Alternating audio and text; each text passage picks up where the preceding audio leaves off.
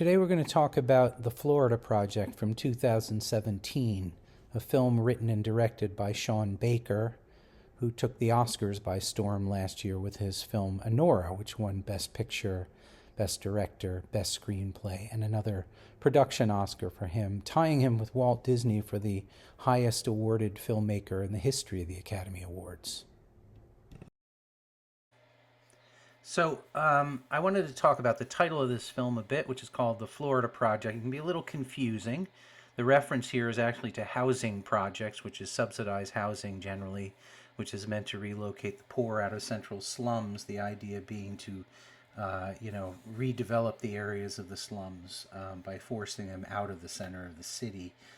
This is a system that was operating very heavily in the United States in the middle of the 20th century, and we still see a lot of the after effects of that. Housing projects tended to be very closed communities with limited socioeconomic resources, so they tended to encourage crime and drugs, etc., etc. The Magic Castle Motel, where this film is set, is not subsidized housing. It isn't a government housing project, but it is a kind of ersatz housing project for the dispossessed, which is the direct result of Disney coming in and sort of building their own housing around Disney World Orlando, which is where, in the shadow of which this story is set. So the local economy basically collapsed. This motel, which was clearly built to bring in Disney World tourists, obviously isn't doing much of a trade, so it becomes a place for the poor to live, long-term housing, at least within the system that operates there. And I want to sort of make a theme alert here, because this does sort of indicate one of the things that the film is about, which is the relationship between poverty and America's fantasy of itself. Baker very deliberately chose this place, literally right in the shadow of Fantasyland, to consider questions of poverty and dispossession and social class, etc. The first discussion question for the Florida Project is, what is one unique feature of the Magic Castle Motel community?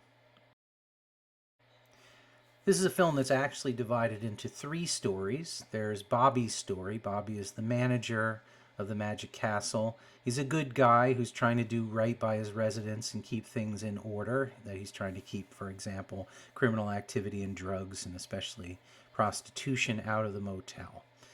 One of the questions that arises watching the film is what motivates him? Where does his goodness, or where does his sense of order come from? The second story is Hallie. Hallie is the mom of the main character in the story, Mooney. She's single. She's quite arrogant and self-destructive. Her lifestyle is a threat to her well-being as well as her daughter's well-being. She refuses to listen to any sort of critique of the choices that she makes, particularly around the raising of her child, which raises the question, are we meant to sympathize with her? And if so, how? Where are the lines of sympathy there? And the third story, and really the big one, I suppose, in the film, is Mooney's story. Mooney is a very interesting character. She's an unapologetic troublemaker who basically is interested in having fun. But her story is constantly being interrupted by the outside world, or the problems of the outside world. So her well-being, I guess, is under threat throughout the course of the film. Which leads us to the second discussion question: what one theme connects these three stories, and why?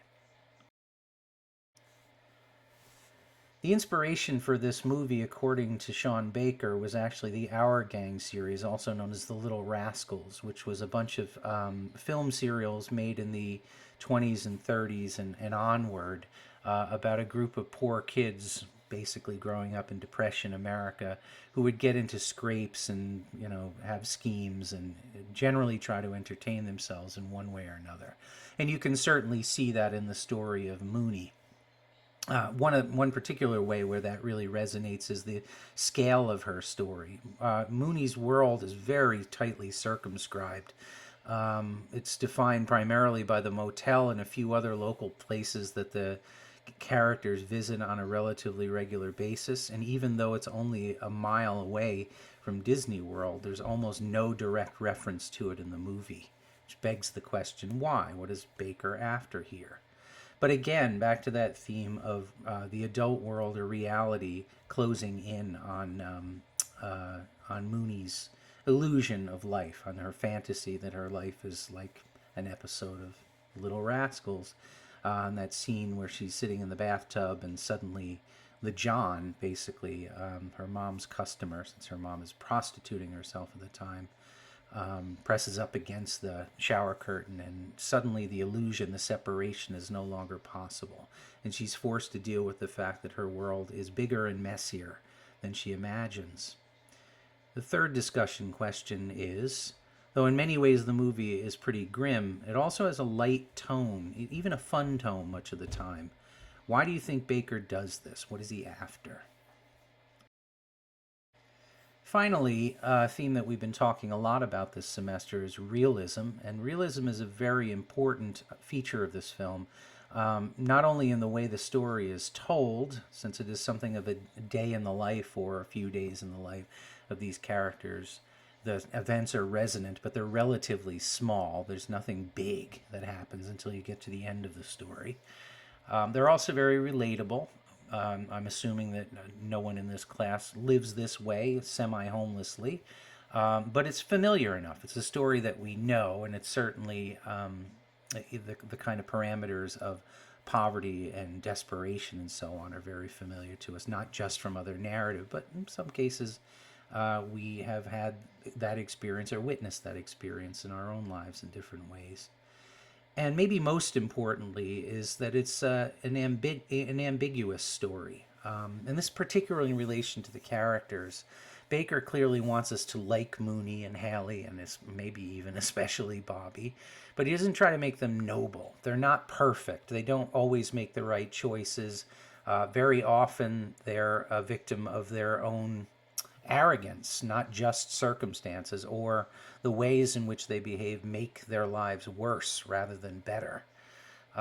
Which begs the question, why? Why doesn't Baker want us to see these characters as noble in poverty and suffering and so on? Why isn't this more of a story of Les Miserables and Jean Valjean, for example? And one of the answers to that question, I suppose, is that there is no simplicity in life or in people, that we do things for different reasons, that our lives and the events in them resolve in ways that are often messy and due to factors that are not under our control.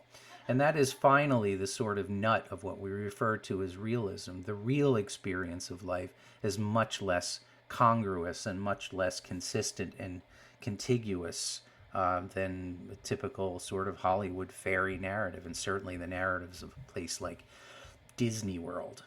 Which leads us to the last discussion question. Do you think the film argues that Mooney is better off with her mother or in protective custody, and why do you think so?